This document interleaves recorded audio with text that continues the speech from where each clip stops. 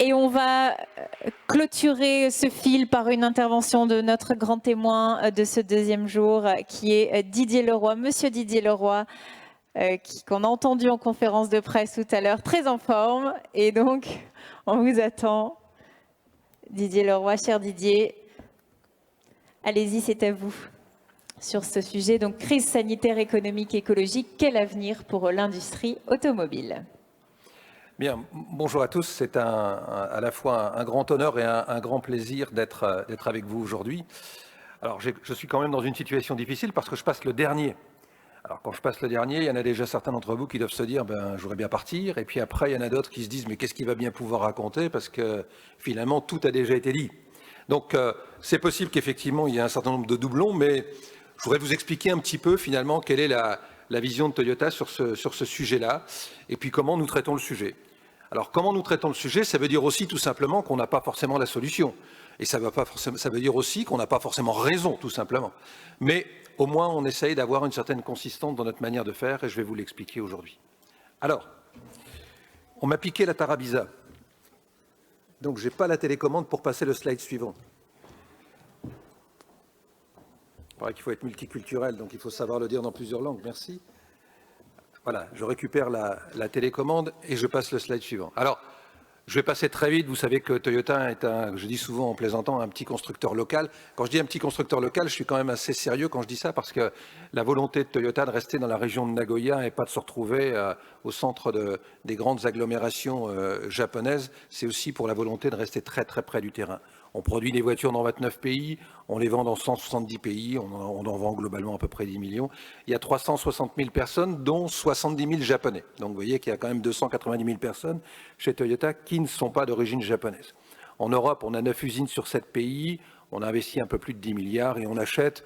Alors l'année dernière, c'était 6 milliards, c'était une année Covid. Je dirais qu'en moyenne, on est plutôt dans une fourchette de 7 à 8 milliards d'euros d'achat en Europe, avec donc beaucoup de fournisseurs et beaucoup d'équipementiers en Europe. 20 000 personnes, ça ne comprend pas le réseau puisque le réseau est complètement privé. Et puis en France, alors là aussi, année difficile l'année dernière, on n'a produit que 188 000 unités sur notre site de Valenciennes parce qu'on était aussi dans une phase de démarrage de nouveaux véhicules. On en vend un peu plus de 100 000 en France maintenant. On a 4,6% de part de marché l'année dernière. On est plutôt à 6,5% cette année-ci. Et puis 1,5 milliard d'euros d'investissement, 2 modèles produits maintenant avec un nouveau modèle, la Yaris Cross qui vient juste de démarrer. Mais ce que je voudrais surtout rajouter, c'est qu'en France, on a au global plus de 10 000 collaborateurs, à la fois dans des activités de conception, dans des activités d'après-vente, dans des activités commerciales, dans des activités purement industrielles. On n'est pas simplement un constructeur qui vient mettre le logo. Moi, je me rappelle quand j'ai rejoint Toyota, on m'a dit « Oh, mais tu rigoles, ça va être juste une usine dans laquelle tu vas venir mettre le logo et tout va venir d'ailleurs. » Dans la réalité, on fait de la conception, on fait de la production, on fait de la logistique, on fait de la distribution et on fait du recyclage en France. Voilà. Donc, juste pour vous expliquer qu'on n'est pas juste une usine terminale, on fait bien plus que ça sur le territoire français. Alors, comme je vous le disais en introduction, on parle tous de crise sanitaire, on parle de crise économique qui peut être liée à cela. En plus, boum, boum, il y a plein de choses écologiques qui arrivent derrière et puis on nous annonce, et je l'ai entendu, moi j'ai pas eu la chance de pouvoir participer avec vous hier, mais je l'ai entendu ce matin en disant « ça y est, le moteur thermique il est fini, machin, etc. » Donc, grosse crise écologique, on a le sentiment que si on a réussi à tuer le moteur thermique, on a réglé le problème. Bon, nous on n'est pas tout à fait de ce sujet-là.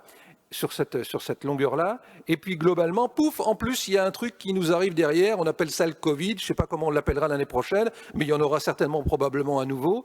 Et ce qu'il faut quand même se dire, c'est que nous, on est parti d'un principe très simple, c'est que ce n'était pas une révolution pour autant, mais c'était quelque chose qui secouait très fort, et ça veut dire que c'était un accélérateur des transformations, mais des transformations qui, pour beaucoup d'entre elles, étaient déjà initiées, en tout cas dans les entreprises qui avaient cette tendance à vouloir anticiper un petit peu ce qui allait se passer dans le passé. Donc, pour vous expliquer un petit peu la manière dont nous traitons le problème, je voudrais revenir sur ce que nous avions présenté en 2015. Et à l'époque, quand on a présenté en 2015, je disais tout à l'heure pendant la conférence de presse, quand on a présenté les voitures hybrides en 1997, tout le monde s'est foutu de nous. Moi, j'ai entendu le PDG d'une grande entreprise française qui fabrique des voitures dire « jamais ». Jamais nous ne produirons une voiture hybride. 6 mois plus tard, il disait « Nous serons les premiers à produire un hybride diesel ». Bon, il n'y a que les imbéciles qui ne changent pas d'avis. Et donc, à un moment donné, cette technologie considérée comme étant une technologie temporaire, maintenant, regardez toutes les publicités télé que vous pouvez voir sur les voitures, y compris les voitures françaises, il n'y a plus grand monde aujourd'hui qui ne fait pas de l'hybride. Alors, nous, on avait une logique qui était de dire, bien sûr qu'il y aura de la voiture purement électrique, bien sûr qu'on aura besoin de batteries, bien sûr qu'on aura de la mobilité urbaine qui sera 100% batterie électrique ou proche de 100% du batterie électrique. Mais il y a quand même un vrai avenir, et encore pendant très longtemps, et gardez en tête ceux qui vous ont dit aujourd'hui que le moteur thermique sera fini en 2035, eh bien, on a une vraie fenêtre sur la technologie hybride et hybride rechargeable qui véritablement répond aux besoins de beaucoup de nos clients dans beaucoup d'endroits sur la planète, avec également la possibilité de développer d'autres types de fonctionnement de voitures électriques qui sont ce que nous appelons la pile à combustible. Je vous rappelle qu'on a démarré la voiture hybride en 97 et on a commencé à travailler sur la pile à combustible en 99. Donc vous pouvez nous dire, oui, vous êtes vachement lents les gars, parce qu'en ayant commencé en 99, vous n'en êtes encore qu'au début aujourd'hui de la commercialisation. Oui, c'est vrai, parce qu'on veut commercialiser quelque chose d'extrêmement fiable, quelque chose d'extrêmement sophistiqué. Et puis je vous en reparlerai un tout petit peu tout à l'heure. Mais ça ne veut pas dire qu'on privilégie une solution par rapport aux autres, et on a véritablement un panel de solutions qui répond aux besoins de l'ensemble des clients sur l'ensemble de la planète. En tout cas, on essaie de répondre à cela. Et puis rappelez-vous un deuxième point. Alors peut-être que certains d'entre vous ne l'ont pas suivi à l'époque, mais ceux qui sont purement dans le monde automobile, vous devez peut-être vous rappeler qu'en 2015, on a sorti un autre sujet, qui était le Challenge 2050. Et là, j'ai mes bons copains qui, comme d'habitude, se sont foutus de ma gueule en disant « Oh, tu nous fais rire, toi, en 2050, qui est-ce qui sera encore là sur le sujet ?» La différence dans la culture de Toyota, c'est que quand au niveau de Toyota Japon, et en 2015, j'ai commencé à travailler au Japon, et j'y ai travaillé pendant 6 ans. En 2015, quand on commence à travailler sur ce sujet au Japon, ça ne veut pas dire 2050, c'est la prochaine génération qui va s'en occuper. On a une vision long terme de manière à ne pas se limiter à ce qu'on sait faire aujourd'hui, et donc on est capable d'avoir des challenges extrêmement importants, mais l'on démarre la mise en œuvre de tout ça dès cet après-midi en sortant de cette salle. C'est ça la différence. Et beaucoup d'entre nous, dans nos cultures européennes ou occidentales, auraient tendance à dire 2050, bon, je commencerai à m'en occuper en 2040, on verra bien, quoi. Regardez ce qui se passe pour les entretiens individuels. Généralement, vous faites votre entretien individuel en fin d'année, vous avez les objectifs, et puis vous le ressortez du tiroir 3 semaines avant votre entretien de fin d'année en disant merde, qu'est-ce que mon chef m'avait demandé, il faut que je le mette bien à jour pour pouvoir effectivement pas passer pour une bille et avoir une belle rallonge cette année. Donc, on n'est pas dans cette logique-là. On est dans une logique où 2050, ça commence demain, parce que c'est quelque chose d'extrêmement important. Et quand aujourd'hui vous entendez, moi je suis absolument bluffé, vous ne pouvez pas voir aujourd'hui une publicité sur n'importe quel produit sur les chaînes de télévision françaises sans que les gens mettent une note environnementale. J'ai au fond de moi-même, mais certainement parce que je suis pessimiste sur ce genre de sujet, vous voyez que vous verrez un peu plus tard que je n'y suis pas toujours pessimiste, mais sur celui-là, j'ai un petit peu de mal à croire que ce n'est pas simplement on coche la case et on met les choses en évidence de manière à ce que quelque part on se donne une bonne image. Moi, j'ai vu pendant très très longtemps des entreprises qui mettaient l'homme et l'élément le plus important de notre entreprise, et puis quand vous discutiez avec les opérateurs, ils vous répondaient que là, il n'y avait absolument aucun respect. Et pourtant, c'était bien marqué en gros dans le hall d'entrée de l'entreprise. Donc, ce discours, ce truc qui consiste à dire on coche la case parce qu'il faut en parler, quand on est en face des analystes, il faut parler de ce sujet-là. Il y a une différence énorme entre je parle de ça parce que c'est à la mode et j'ai besoin d'en parler et on a besoin de communiquer, sinon on va se faire très fortement critiquer, et l'autre partie qui est ça fait partie de l'ADN de ma société. Ça fait partie de ce que je développe comme valeur en mode de fonctionnement. Nous avons commencé à parler en 2015 de la neutralité carbone. On n'est pas meilleur que les autres, on n'a pas avancé forcément beaucoup plus vite que les autres, mais en tout cas, c'est déjà aujourd'hui transformé, à la fois que ce soit sur les véhicules neufs, que ce soit sur le recyclage, que ce soit sur les consommations d'énergie, que ce soit sur la logistique. On a déjà commencé à travailler sur ce sujet-là, et ce n'est pas simplement un phénomène de communication, quelque chose que les activités marketing utilisent pour se faire bien valoir. Alors, qu'est-ce que ça veut dire le Covid et qu'est-ce que ça veut dire les réglementations telles qu'on la connaît en Europe? Quand vous êtes un constructeur mondial et que vous travaillez sur tous les continents, les réglementations n'avancent pas à la même vitesse. Ben, ça veut dire que pour nous, bien sûr, on a changé notre stratégie, bien sûr, on a ajusté cette stratégie, mais on l'a ajustée dans une logique d'accélération. Accélération de tendance qui était déjà partie, et pas dans une logique de panique. Moi, j'ai vu un certain nombre de personnes qui ont complètement changé leur stratégie et leur fusil d'épaule sur le type de produit qu'ils introduisaient avec un seul souci. Je ne veux pas payer de pénalité si je ne tiens pas les objectifs de CO2 à la fin de l'année 2020 et au début de l'année 2021. C'est ça une stratégie? Ça s'appelle la panique pour moi. Ça s'appelle je passe du tout ou rien, je fais un virage à 180 degrés avec un seul objectif de dire je veux effectivement régler mon problème. Mais en contrepartie, le client se démerdera. On n'est pas dans cette logique-là, on a une logique, on n'est pas meilleur que les autres encore une fois, mais on a une logique un petit peu différente. Qu'est-ce que ça veut dire? Ça veut dire qu'on accélère, ça veut dire qu'on change des choses. Mais changer des choses, ça veut dire qu'on garde ce qui est bien.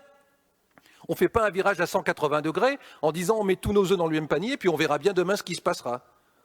On garde ce qui est bien, et puis on n'hésite pas à réinventer le reste. Et réinventer le reste, ça veut dire, effectivement, ne pas simplement tout arrêter, mais changer notre stratégie, ajuster notre stratégie, faire une correction de trajectoire. Et dans cette correction de trajectoire, oui, c'est vrai que nous avons accéléré le développement de véhicules purement électriques à batterie, mais pas simplement que ça. Et pourquoi pas simplement que cela? Simplement parce que l'on part du principe que quand vous êtes dans cette situation d'incertitude, vous savez, des tas de gens qui vont venir vous expliquer qu'est-ce qui va se passer demain. Et les mêmes vont venir vous expliquer dans 3 ans pourquoi ça ne s'est pas passé. Donc, dans cette logique d'incertitude, notre première logique et notre première manière de penser, c'est de dire plus l'on est capable d'offrir aux clients en pensant client et pas simplement en pensant à nous et pas simplement au risque de pénalité que l'on va avoir, mais plus l'on est capable d'offrir aux clients une solution, c'est-à-dire être capable d'innover et de proposer un choix adapté aux besoins de chacun, quelle que soit la technologie, eh bien on a beaucoup plus de chances de pouvoir traiter le problème d'incertitude et d'avancer sur ce genre de sujet. Voilà la manière dont on a avancé sur ce sujet-là. Ce qui veut dire que pour nous, quand on a parlé électrification, et ça aussi c'est quelque chose qui date de 2015, vous voyez, vous allez dire, il ne s'emmerde pas, il nous ressort des slides de 2015. C'est juste pour vous dire que ce n'est pas quelque chose qui a changé ces trois dernières années, parce que d'un seul coup, à la Commission européenne, il y a des gens géniaux qui ont trouvé que c'était bien de tuer le moteur thermique, parce que quelque part, il y a un Covid qui est arrivé et que eh bien, tout s'est accéléré. Non. Il y a des choses qui, effectivement, pouvaient déjà être prévues, pouvaient être anticipées.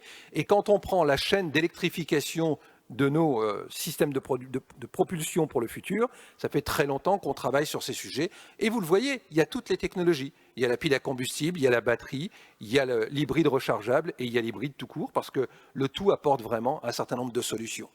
Et puis, je l'ai déjà dit un peu tout à l'heure et je le répète de nouveau, le réel ennemi, c'est le réchauffement climatique, quand on parle de tout ça. Le réel ennemi, c'est l'élimination des gaz à effet de serre. Donc, si effectivement, et on en a parlé ce matin, si vous chargez votre voiture électrique avec de l'électricité qui vient d'une centrale à charbon, parce que c'est comme ça dans une multitude de pays dans le monde, ben vous avez une voiture à charbon, comme tu disais ce matin. Si vous êtes dans une logique où vous avez une énergie propre, ça peut être complètement différent. Mais ça veut dire qu'il n'y a pas une pensée unique sur une technologie. Et que le vrai problème que l'on doit régler, c'est l'élimination du CO2, l'élimination des gaz à effet de serre, dans toute la production. L'un d'entre vous a posé la question ce matin en disant « mais quel est le niveau de pollution qui est créé par la production d'une batterie, etc. » On n'a jamais les réponses à tout ça, il y a toujours un grand flou artistique, parce qu'on ne peut pas, c'est des sujets tabous, sinon vous sortez de la pensée unique. Donc nous, on s'est dit à un moment donné, ben non, il y a des millions de voitures sur Terre qui ne vont pas être électriques demain matin. Il y a des millions de voitures et de camions qui roulent ici entre l'île ou les pays du Nord et l'Espagne.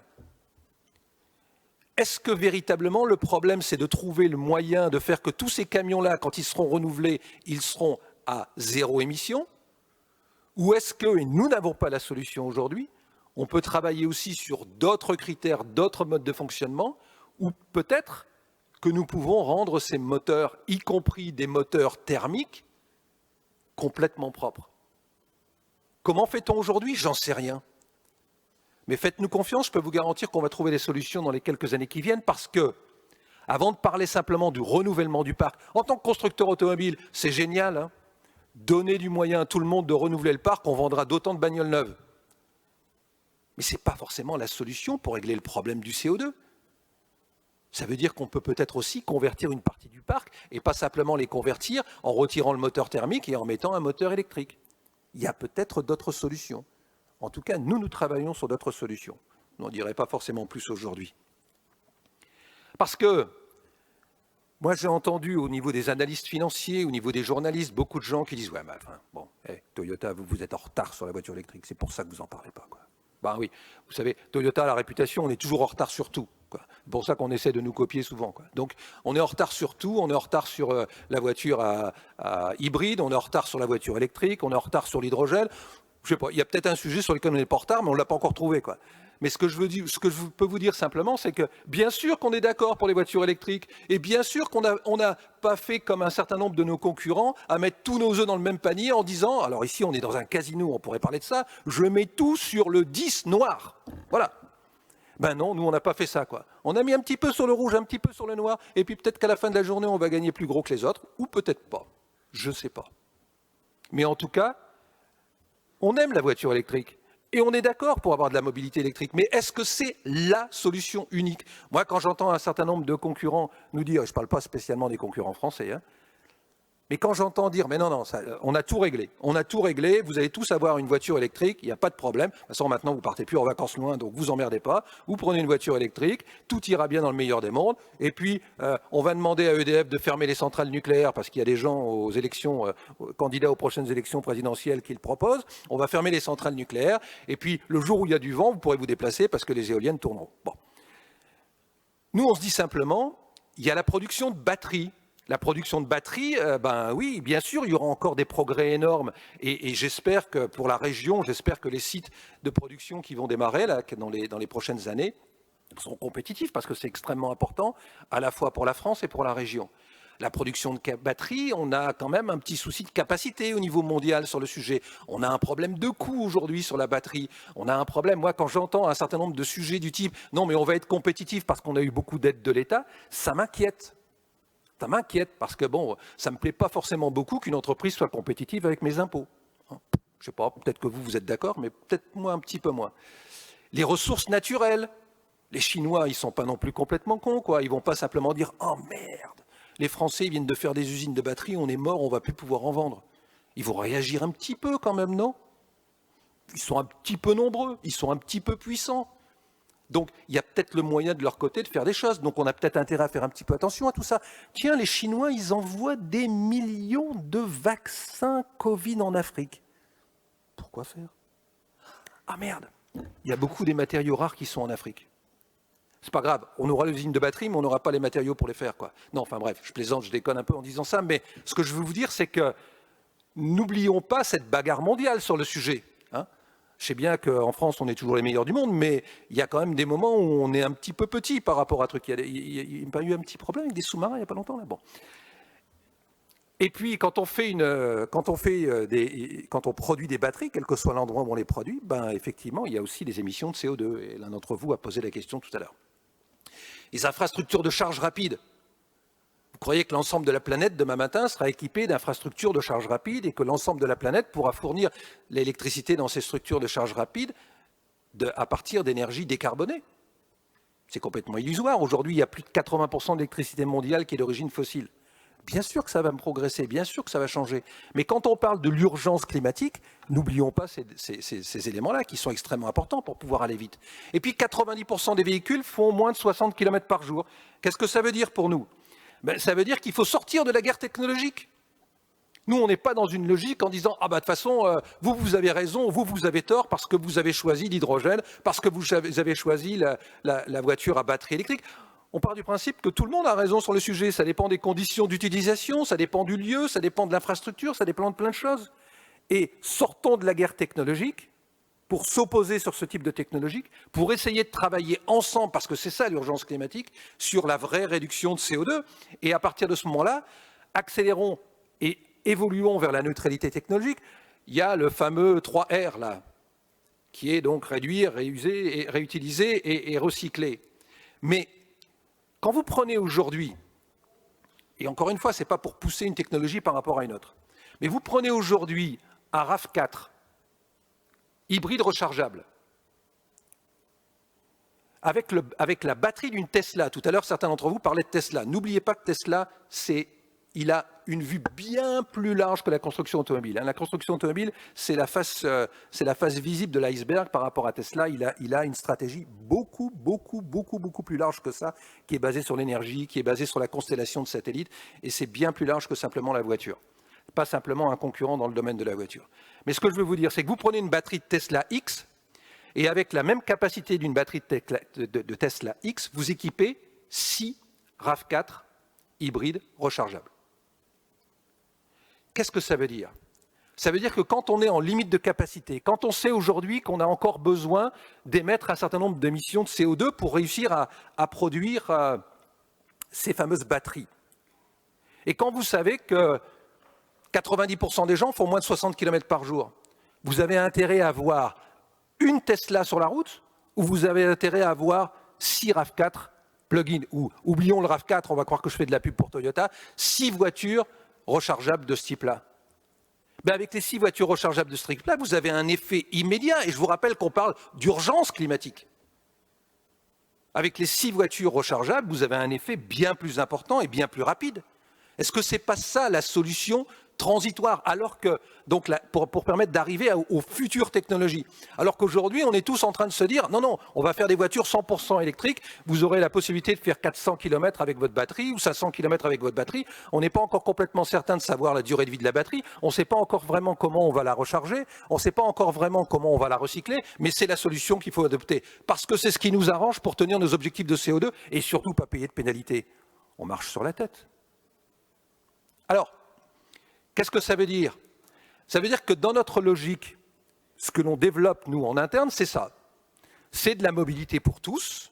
C'est le fait d'avoir... Alors, le président Xavier Bertrand en parlait ce matin. On n'est pas en train de dire on est devenu un fournisseur de mobilité, on ne parle plus de voitures. Parce que vous pouvez voir qu'il y a des choses qui ressemblent encore beaucoup à des voitures quand même par rapport à tout ça. Mais c'est une mobilité propre.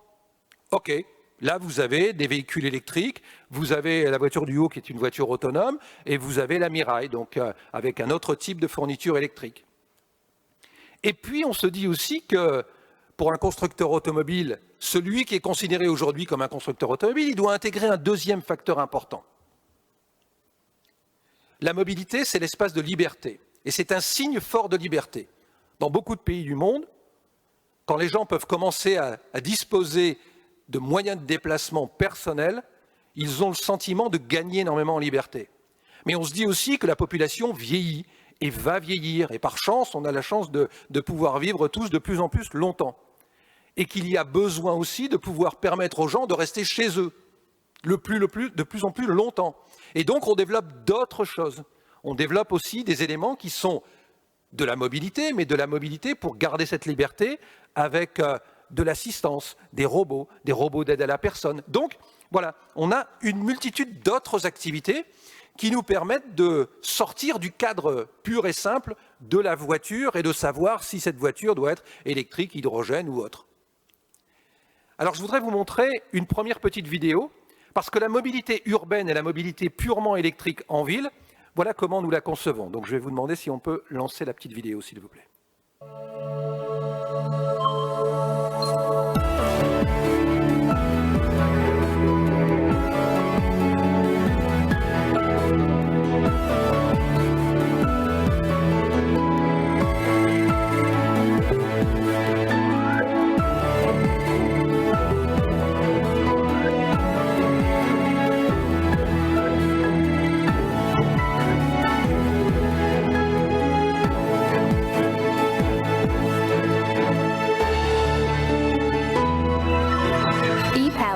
Enter the ePallet business ecosystem.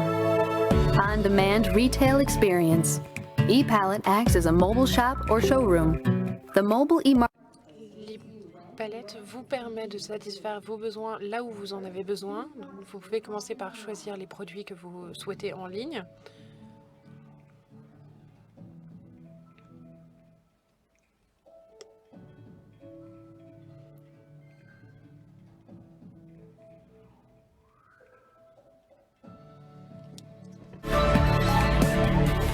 multi-purpose moving space. Un espace mobile multi-objectif. Il est possible que vos besoins de déplacement soient différents.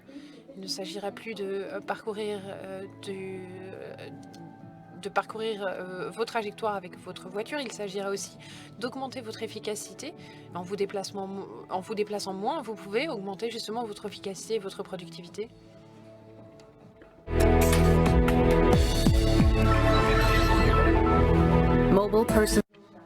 Magasin personnel mobile qui vous permet de vendre vos biens personnels avec des marketplaces mobiles et des showrooms individualisés avec des fonctions de grande distribution.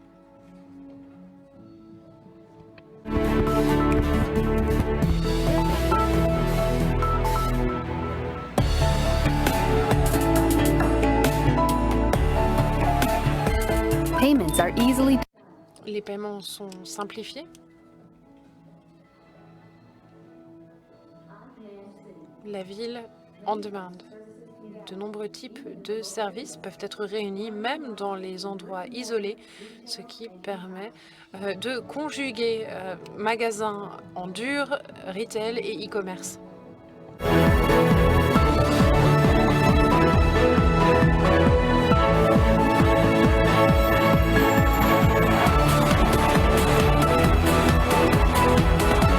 ePalette, our vision of ePalette, notre vision du commerce et de la mobilité pour l'avenir.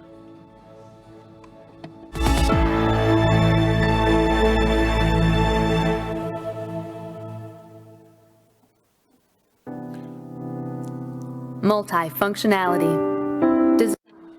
Multifonctionnalité, des concepts qui permettent à plusieurs entreprises d'utiliser des technologies mobiles pour mieux servir leurs clients 24 heures sur 24 et sur demande.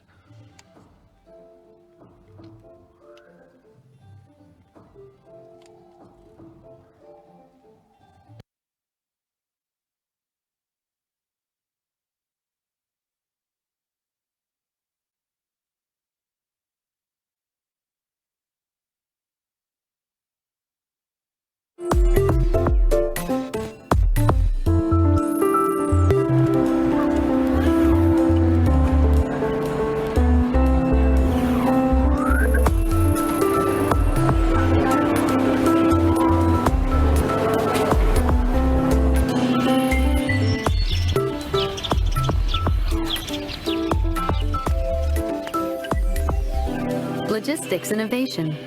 Automated delivery services from distribution center to final destination, using right-sized and right-placed mobile solutions.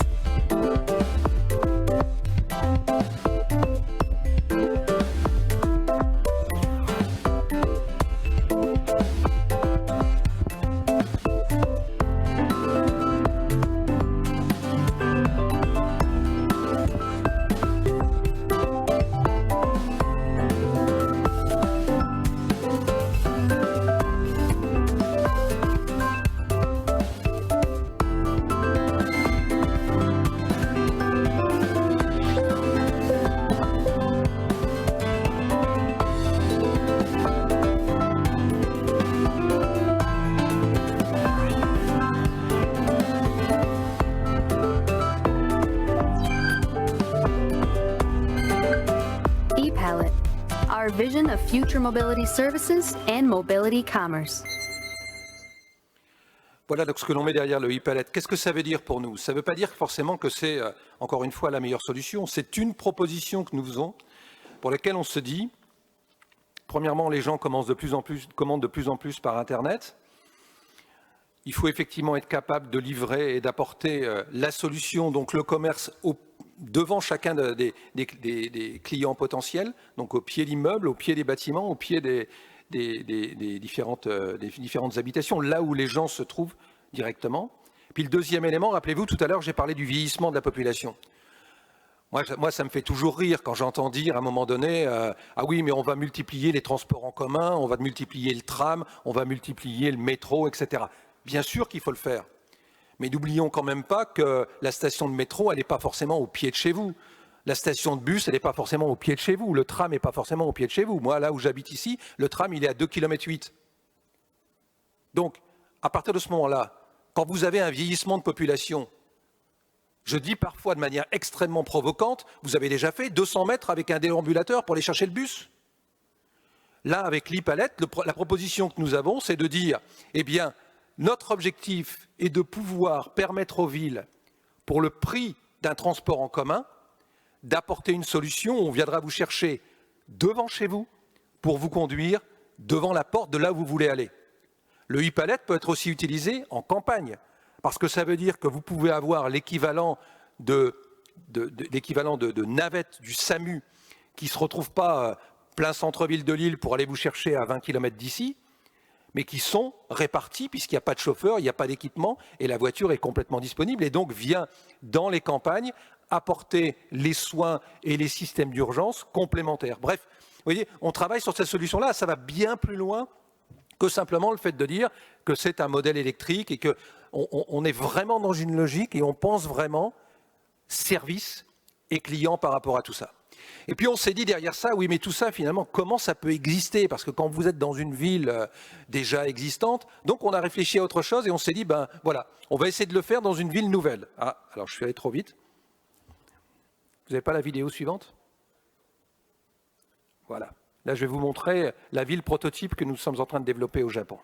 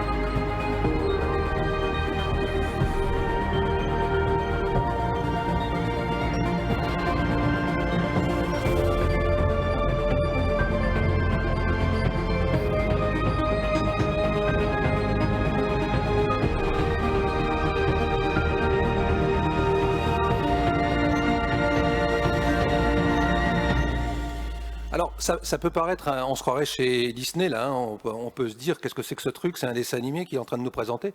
Non, c'est simplement ce qui, actuellement, est en cours de construction. Ce sera une ville qui, dans un premier temps, fera à peu près 30 000 habitants, qui sera au pied du mont Fuji. Alors, on ne va pas concurrencer Bouygues, Eiffage ou je ne sais trop qui derrière, hein, ce n'est pas l'objectif de construire des villes de notre côté, mais c'est simplement de se dire, mettons-nous dans un cas réel où on va pouvoir, avec un certain nombre de partenaires, développer à l'échelle 1, véritablement, ce fonctionnement avec l'e-palette dont j'en parlais tout à l'heure, avec une fourniture par exemple, hein, toute la partie logistique, toute la partie livraison est en sous-sol, tout est en souterrain, plus rien n'est apparent à l'extérieur, et donc ça nous permet de découvrir qu'est-ce qu'on a raté, qu'est-ce qu'on n'a pas bien vu, qu'est-ce qu'on n'a pas bien anticipé, et on va vivre donc avec des vraies personnes. On a une demande énorme hein, pour venir vivre dans cette cité, et puis à partir de ce moment-là, on aura découvert véritablement à grande échelle si notre mode de fonctionnement est copiable, développable à différents endroits de la planète.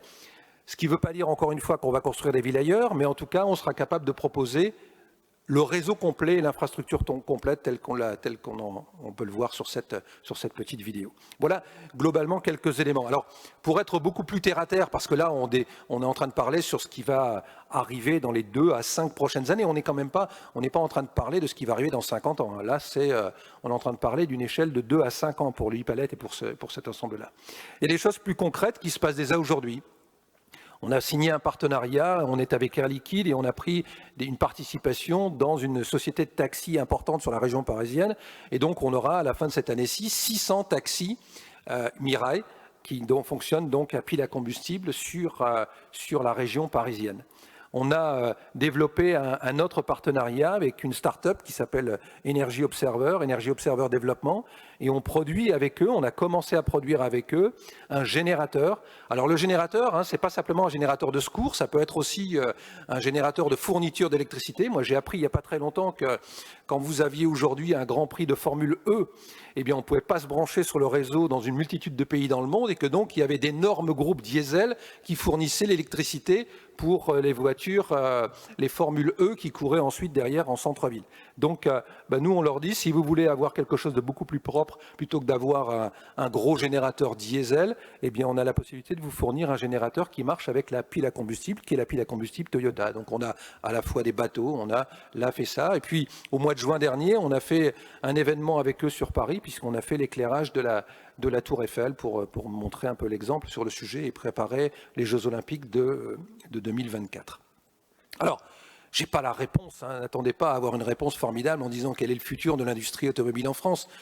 Et quand on regarde un petit peu ce qu'on nous a présenté et les rapports qui circulent, globalement, on nous explique que c'est une industrie en déclin, que l'industrie a perdu énormément en compétitivité ces dernières années. Donc, on a 2 solutions par rapport à ça. On regarde ses chaussures, on se met à pleurer et puis on se dit on va essayer de survivre, ou on essaie d'être beaucoup plus positif et de repartir à l'offensive.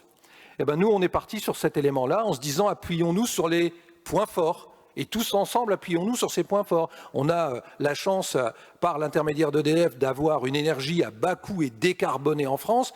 Profitons de ça. Travaillons énormément et avec eux sur le sujet. On a sur la région un tissu industriel et une taille critique de l'industrie automobile. Profitons-en. Vous êtes là pour un certain nombre d'entre vous, les équipementiers. On doit travailler avec vous sur le sujet et réussir ensemble à faire cette conversion. On doit travailler sur la manière dont on peut profiter de l'innovation. Alors, ce n'est pas forcément beaucoup dans la région, mais en tout cas en France, il n'y a jamais eu autant de start-up qu'aujourd'hui. Sachons travailler avec eux. C'est toujours plus difficile parce qu'ils viennent nous challenger, etc. Ce n'est pas grave. Ça va nous permettre de progresser. Donc, partons sur une démarche positive, appuyons-nous sur nos points forts et essayons de motiver l'ensemble de nos équipes, non pas en disant on va essayer de survivre, mais on va essayer de gagner ensemble. Et à partir de ce moment-là, ça a été dit plusieurs fois, les 2 secrets de tout ça, c'est l'agilité. En France, ce n'est pas notre point fort quand même. Quand on parle des réglementations, machins, procédures administratives et autres et diverses, travaillons sur comment nous sommes capables de modifier et d'avancer ensemble en termes d'agilité. Parce que nous-mêmes, dans les entreprises, on n'est parfois pas agile du tout. Et en termes de compétitivité, et de vraie compétitivité, pas simplement de la compétitivité parce qu'on a eu des aides, quoi. Ne cherchons pas de solution miracle. Il n'y a pas de solution miracle par rapport à tout ça. Bien sûr, on peut se dire « Ah oui, mais il faut des réformes de l'État, il faut des baisses de ceci, il faut des baisses de cela. » Je suis comme tout le monde, je suis super preneur de tout ça. Mais si on attend ça, on sera tous morts.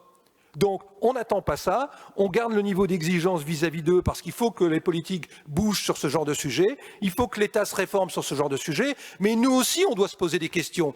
Comment nous nous challengeons nous-mêmes? Comment nous acceptons ou pas de nous remettre en cause? Comment, vous voyez, moi je dis souvent en plaisantant, je dis à ma femme, tu as une chance inouïe, tu as une voiture haut de gamme. Elle me dit, non, je roule en Yaris. Je dis, mais si, en France, on dit toujours qu'on ne peut pas produire en France si ce n'est pas un haut de gamme. Donc, tu as forcément une voiture haut de gamme, puisqu'elle est faite à Valenciennes. Donc, tu ne vas pas te plaindre quand même. Bon, elle rigole pas trop quand je dis ça. Mais ce que je veux simplement dire, c'est qu'il faut arrêter de se dire, on est capable de faire que des voitures haut de gamme, on est capable de faire, etc. Bien sûr que c'est la solution la plus facile. Et si vous fabriquez des Ferrari à 2 millions d'euros, effectivement, vous ne vous posez pas forcément trop la question de savoir quel est votre coût. Mais à un moment donné, bien qu'ils le font quand même, mais à un moment donné, il faut quand même se dire que tout est possible si déjà on est capable de se poser des questions en disant « Qu'est-ce que moi je peux faire ? Qu'est-ce que je peux faire ? Comment je suis capable de me remettre en cause pour être capable de faire ça ?»